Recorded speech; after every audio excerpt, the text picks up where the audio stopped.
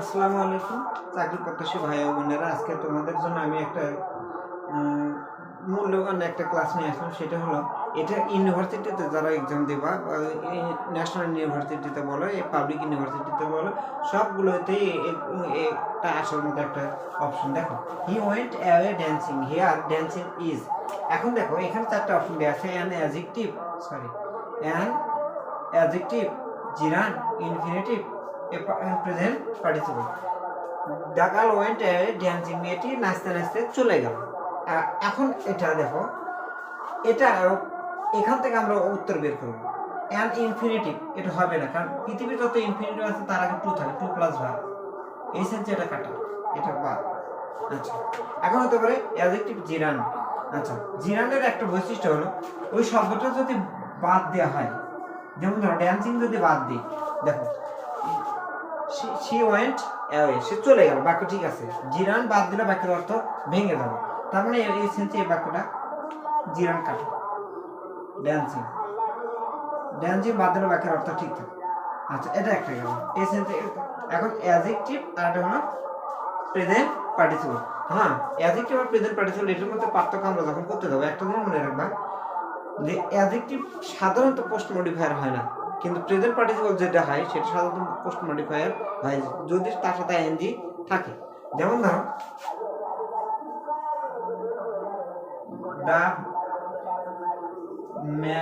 The bus waiting, the bus waiting for passenger, passenger is blue. এখন দেখো, the bus waiting, দেখো এই যে নাউনের পরে এটা প্রেজেন্ট পার্টিসিপল, নাউনের পরে বসে, মানে যে বাসটা ওয়েট করতেছে প্যাসেঞ্জারের জন্য ইজ ব্লু, সেটা হয়নি, বাক্য ঠিক আছে, কিন্তু আইএনজি ও পরে বসে সেটাকে প্রেজেন্ট পার্টিসিপলের কাজ করে, জিরান সেটা অ্যাডজেক্টিভের কাজ করে না। অ্যাডজেক্টিভ হতে গেলে দেখো এখানে অ্যাডজেক্টিভ যেটা, সেটা মনে করো যে তার সাথে নাউন থাকবে। কি থাকবে? নাউন থাকবে। এটার সাথে কিন্তু নাউন আছে, ভালো করে খেয়াল করতে হবে। কি আছে? নাউন আছে। এটার আগে কিন্তু নাউন নেই।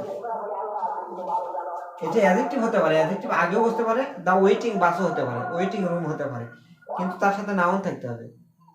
দেখো তো, এই ড্যান্সের আগে কি is there any kind of noun? কোনো প্রকার নাউন নেই। তার মানে এটা অ্যাডজেক্টিভ হতে পারে না। এখন এসে দেখো,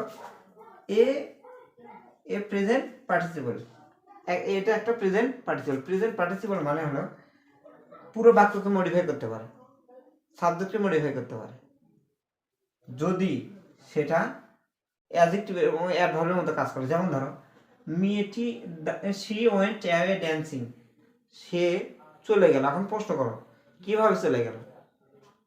নাচতে নাচতে চলে গেল, নাচতে নাচতে চলে গেল। আচ্ছা, she went away crying, she came crying, সে কাঁদতে কাঁদতে আসলো। এরকম করে যদি কেমনে কিভাবে ধরো যদি প্রশ্ন করা হয়, তাহলে সেক্ষেত্রে ওটা প্রেজেন্ট পার্টিসিপলটা অনেক সময় পোস্ট মডিফায়ার হিসেবে কাজ করে। কি হিসেবে? Post modify. পুরো বাক্যকে অথবা ভার্বকে পোস্ট মডিফাই করতে পারে। যেমন ধরো, হি কেম রানিং, ভালো করে কেউ করে দেখো, এখানে হি কেম রানিং, সে কিভাবে আসলো? দৌড়ে আসলো। আচ্ছা, হি কেম ওয়াকিং, ভালো করে কেউ করে দেখো, ভার্বকে মডিফাই করছে। ভার্বকে মডিফাই করে এমন আইএনজি যুক্ত শব্দ যদি থাকে, সেটা প্রেজেন্ট পার্টিসিপল হতে পারে এবং সেটা অ্যাডভার্বের মতো কাজ করে। দেখো, অ্যাডভার্ব নাই কিন্তু তারপরে এটা অ্যাডভার্বের কাজ করে, কারণ এটা অ্যাডজেক্টিভ হতে গেলে তার আগে বা পরে নাউন থাকতে হবে। এটা আগে বা পরে নাউন নাই।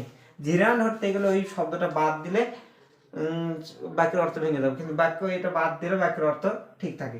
ইনফিনিটিভ হতে গেলে টু লাগে। এই তিন সেন্সে এই তিনটা ভুল। এই বাক্যটা, এই অপশনটা ইজ কারেক্ট।